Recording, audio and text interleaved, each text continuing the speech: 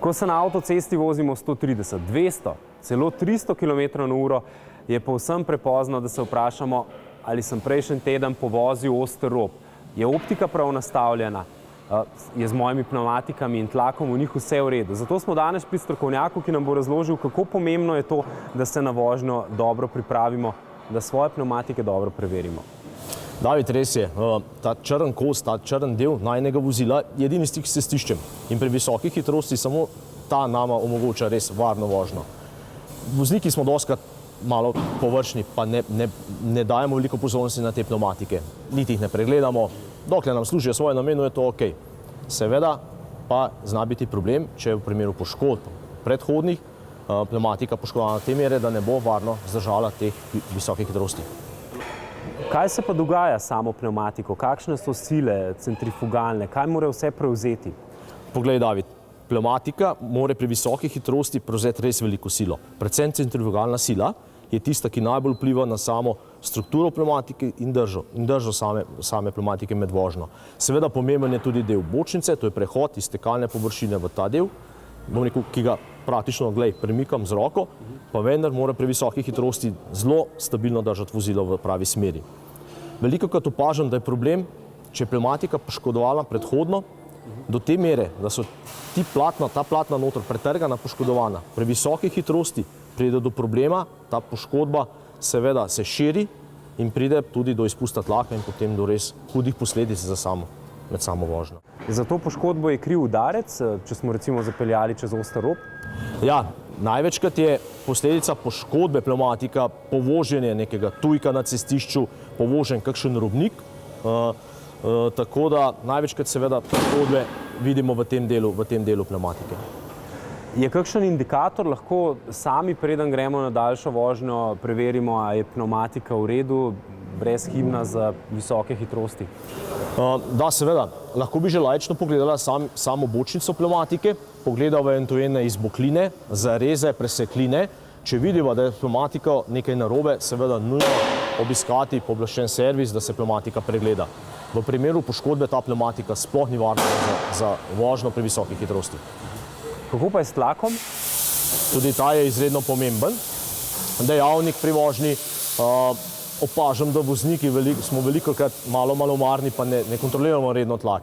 Seveda vemo, da pri visoki hitrosti tlak v pneumatiki narašča in pri nizki temperaturi pride do prekomernih obremenitev same pneumatike. Zna biti potem kar velika težava.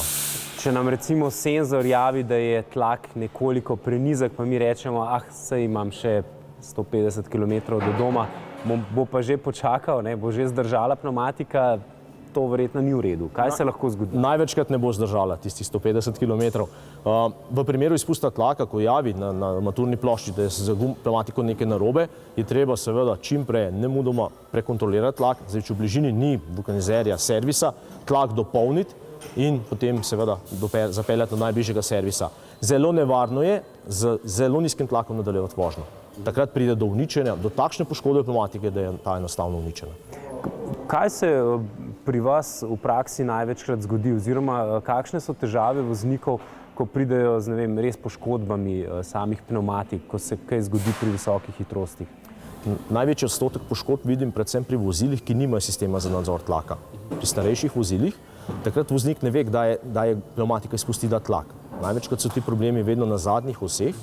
Če na prednji osi izpusti tlak, voznik vidi, da vozilo vleče v levo, desno, pri zadnji osi pa tega ne vidiš.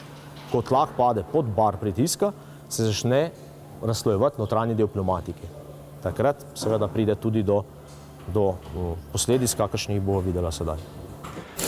Visoke hitrosti pomenijo višji tlak, kar je verjetno tudi povezano z višjimi temperaturami. Pri visoki hitrosti tudi narašča tlak v pneumatiki. In če imamo primer, da je tlak v pneumatiki prenizek, mi dva pa voziva z zelo visoko hitrostjo, naraste tlak tudi več kot 100 stopinj Celzija v pneumatiki.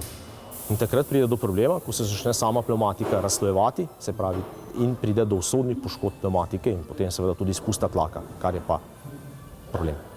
Kaj pomeni optika pri našem vozilu in visokih hitrostih? Da, seveda, tudi optična nastavitev podvozja je en izredno pomembnih elementov pri varni vožnji. Geometrija podvozja je zelo pomembna predvsem pri sami vodljivosti, tako da priporočamo, da se vsaj enkrat ob menjavi novih pneumatik ta geometrija podvozja res pregleda. Tudi poškodbe podvozja, poškodbe platišč pustijo, poškodbe platišč pustijo sledi tudi na podvozju, na sami geometriji podvozja in takrat lahko tudi seveda pride do nestabilne vožnje. Lahko sama platišča vplivajo tudi, ne vem, da nam tlak pada v sami pneumatiki? Lahko tudi, ja. V primeru poškodbe platišča, povoženje kakšne udarne jame, teh je največkrat so ti težave, seveda lahko pride tudi do takšne poškodbe platišča, da to poči in začne izpuščati tlak. Takrat je težava, ker potem seveda tlak v gumi spusti in ostanemo brez zraka v gumi. Zna biti težava, če imamo kar doma že recimo zimske pneumatike na platiščih, pa jih potem eno popoldne, en vikend sami zamenjamo, takrat, ko je čas za zakonsko menjavo pneumatik, praktično pa v parih letih sploh ne centriramo. Samo centriranje pneumatik priporočamo vsaj med 5 in 10 tisoč prevoženimi kilometri. Praviloma to je enkrat na sezono. Praksa pri nas je takšna, da se pred vsako sezono preverijo platišča. Pri centriranju se ne nalepijo samo uteži. Takrat pogledajo fantje tudi stanje pneumatik, eventualno neenakomerno obrabo teh pneumatik in opozorijo, da z geometrijo podvozja nekaj ni v redu. Če so pneumatike poškodovane, seveda tudi takrat poiščemo neko rešitev, ali se pneumatika popravi ali jo zamenjamo znova. Tako da samo centriranje ne zamenjevati samo z lepljenjem uteži. Daleč od tega. Res, takrat je pomemben tudi pregled pneumatike. In zdaj, če se vrnem nazaj, da boš vedno sam menjal, težko boš samo ugotovil, kaj se s pneumatiko dogaja. Tako da priporočamo, da se to naredi večkrat. A gume pri visokih hitrostih pokajo? Res je to samo mit. Gume pri visokih hitrosti ne pokajo. Praviloma so danes vse gume testirane in grajene za hitrosti 270 na uro ali več, sploh pri teh visoko zmogljivih vozilih. Težav, da bi guma počela samo od sebe, jih ni. Jaz se še nisem zasledil. V primeru poškodbe ali same take poškodbe pneumatike, da pneumatiko raznese, je vedno posledica nekega udarca prejšnjega ali povoženega tujka ali izpusta tlaka. Vožnja pri visokih hitrostih je eno, ampak velikokrat ne pomislimo, da je treba pospeševati prej, ampak še večja težava je pri samem zaviranju. Recimo pri močnem zaviranju pri 200 km na uro smo že pri nas gledali, da nekateri avtomobili že kar močno plešejo po cesti. Ja, res je. Pneumatika mora zdržati vse te napore, kot sva rekla prej, se pravi vse centrifugalne sile pri pospeševanju, seveda tudi pomembno je, da tudi pri zaviranju ohrani pravilno smer. Takrat moramo pripričati o dve stvari. Pravilno optično nastavitev podvozja, praviloma geometrijo in pa seveda dovolj dobro pneumatiko, dovolj profila, nepoškodovano in pravilen tlak v gumi. Šele takrat boš David res 100%, da se boš ustavil varno in v smeri, ki si se želel. Slovenska avtocesta je stara že skoraj 45 let. Hitrosti, takrat je bila od začetka omejitev 120, potem kmalu 130, zdaj še vedno ostaja 130, ampak ne samo avtomobili, tudi pneumatike so kar napredovale. Ja, tudi pri pneumatikah opažamo strahovit preskok v sami kvaliteti, v samih materialih izdelave.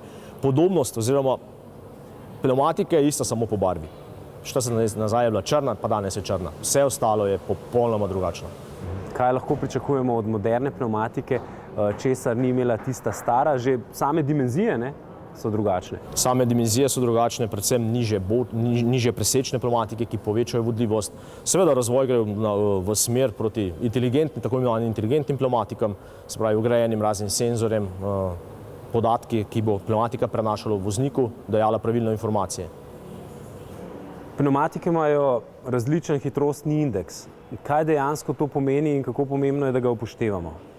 Vedno moramo najprej pri sami menjavi pneumatike upoštevati, kakšno lastnost pneumatike je proizvajalec predpisal v homologacijskem kartonu.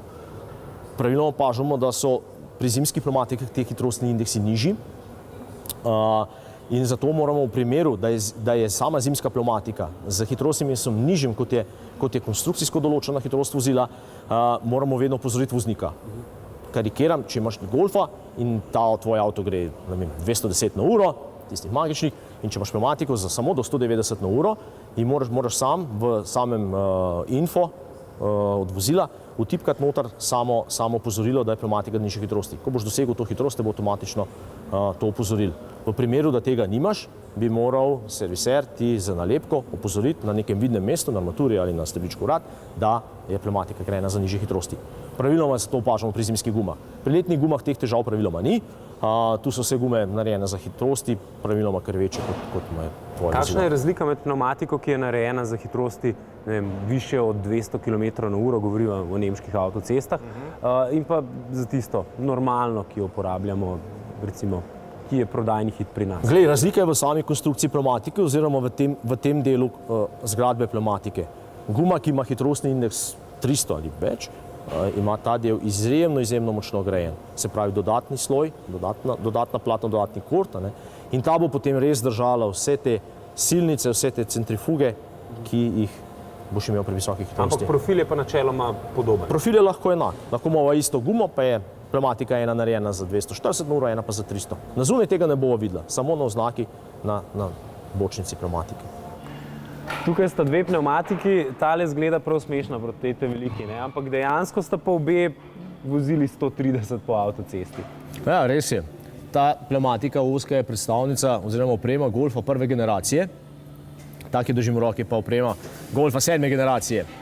Vidiva, da je struktura oziroma sama zgradba pneumatike popolnoma drugačna. Širša pri novejših vozilih, nižji presek pneumatike za boljšo vodljivost vozila. Drugačne so tudi zmesi kavčuka, iz katerih je pneumatika izdelana. Tukaj so tudi višji hitrostni indeksi. Skratka, enaka je ostala samo barva. Vse ostalo je svetlobno leto naprej, kar se tiče same kakovosti. Kako je hitrost vplivala na sam profil, kako se je spreminjal?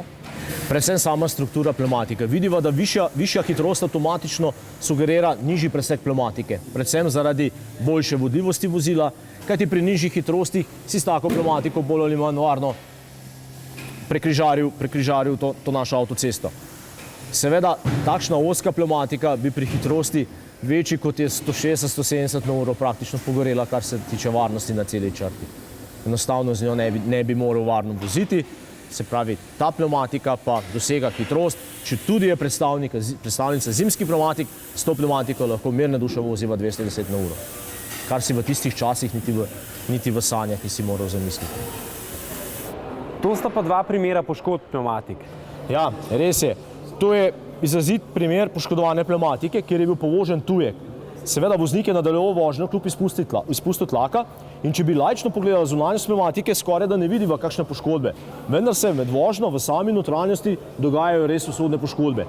Uničuje se ta notranji del pneumatike, ki potem tudi ob nadaljevanju vožnje privede do tega primera. Se pravi, popolnega razpada pneumatike in ta zadeva zna biti zelo nevarna. Se pravi, to naredi vožnja s prenizkim tlakom oziroma brez tlaka. Ampak vsej voznik recimo čuti, da je nekaj narobe s pneumatiko, ne?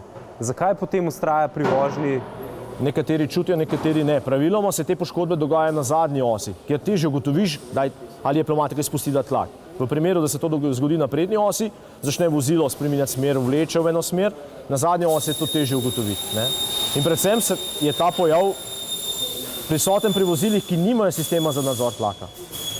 Kako pogost je ta pojav? Kar precej. Ja? Srečujem se velikokrat s tem, kaj ti bom rekel, nizkopresečna pneumatika je izredno občutljiva na ta prenizek tlak. V primeru vožnje tudi manj kot kilometer znamo pneumatiko uničiti. Če je hitrost velika, še toliko prej. Okay, a lahko govorijo o številkah na dan? V primeru ponavadi imamo v povprečju med 2 in 3 primere takšnih poškodovanih pneumatik. Tako uničenih pneumatik. Ja, res je. Tukaj ni pneumatika popolnoma nič kriva. Kriv je bil izpust tlaka, tako da ne bi si želel imeti takšne pneumatike na avtu.